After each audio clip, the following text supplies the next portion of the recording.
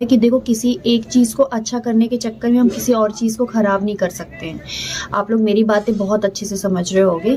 तो मेरा सिर्फ़ ये कहना है कि हाँ, आप किसी की इमेज सही कर रहे हो या फिर किसी की इमेज अच्छी है, और करनी भी चाहिए, इसमें कोई बुराई नहीं है। लेकिन किसी एक इमेज को अच्छी करने के चक्कर में हम बहुत सारे लोगों की इमेज ख़राब नहीं कर सकते। और वो भी उस व्यक्ति की ख़राब नहीं करनी चाहिए कि जो इस सब मैटर में है ही नहीं।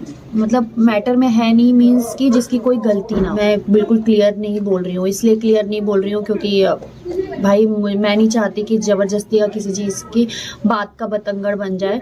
तो मैं आप जो भी चीज़ें हैं जो अब नियादी की शादी है नहीं, अब नियादी के लिए हम बच्चा से ढूंढेंगे कभी हमको चाहिए लगेगा तो। Welcome back to our new videos. तो आज की इस वीडियो में हम बात कर रहे हैं जबलपुर की आकांक्षा जी के बारे में। और जैसा कि मैं आपको बता दूं कि आकांक्षा जी ने अपनी वीडियोस में कई बार ये बात बोली है कि जो भी वो वीडियो में बोलती हैं या कहती हैं, वो आप सुमित महल की बात समझिए, क्योंकि सुमित महल का जो पक्ष है या जो भी बातें हैं वो वही कहती हैं, करती हैं। और उनको लेकर के कल उन्होंने एक वीडियो बनाई थी कल की तारीख में, जिसमें उन्होंने कहा कि एक इंसान की इमेज उठाने के लिए, यानी नेहा जी की इमेज को लोग अच्छा करने के लिए सुमित महल की इमेज को गिरा रहे हैं। लोग ये दिखा रहे हैं कि नेहा जी अच्छी हैं, उन्होंने शादी नहीं तोड़ी है और उनकी कोई गलती नहीं है, सुमित ने सारी गलती की है, उसकी इमेज को खराब कर रहे हैं। जिसको लेकर के उन्होंने साफ साफ कहा, जो कि मैंने आपको आगे दिखाया भी वीडियोस में, कि नेहा जी की इमेज उठाई जा रही है और सुमित महल की इमेज गिराई जा रही है। जिसको लेकर के उनका जो मत था या जो बात उन्होंने कही, वो साफ साफ ये थी कि आप एक इमेज उठाने के लिए दूसरे की इमेज ना गिराइए, एक ऐसे इंसान की इमेज ना गिराइए जिसने इस पूरी कंट्रोवर्सी में कुछ भी नहीं किया।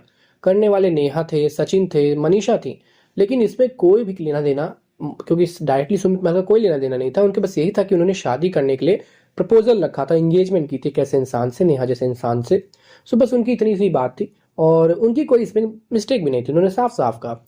और रही बात शादी की, तो उसको लेकर के आकांक्षा जी ने कोई क्लैरिफिकेशन नहीं दिया, क्योंकि उन्होंने साफ साफ कहा कि जो भी सच्चाई है वो सुमित महल सामने आके बताएंगे, और जब वो बताएंगे तो पूरा क्लैरिफाई करेंगे। हो सकता है वो सामने आए और पूरी चीज़ों को क्लैरिफाई करें, बताएं, और जो भी सच्चाई है वो सामने रखें कि शादी कैंसिल क्यों हुई। रही बात शादी दोबारा होगी कि नहीं होगी, इसको लेकर के अभी पूरा मामला सेट नहीं है, क्योंकि मैंने आपको एक वीडियो में बताया था कि जो ताशी हैं, उनको उनकी जो बुआ, होने वाली बुआ थी, वो उन्होंने एक गिफ्ट दिया था, यानी प्रियाक्षी जी जो है, प्रियाक्षी जो बुआ है उनकी होने वाली बुआ, यानी सुमित महल की सिस्टर, उन्होंने एक गिफ्ट दिया था। और उसके बारे में मैंने आपको बताया था कि हो सकता है इन लोग के रिलेशन ठीक हो रहे हों, लेकिन शादी वाले रिलेशन ठीक हुए हैं कि नहीं हुए, इस पर भी कोई क्लैरिफिकेशन नहीं है।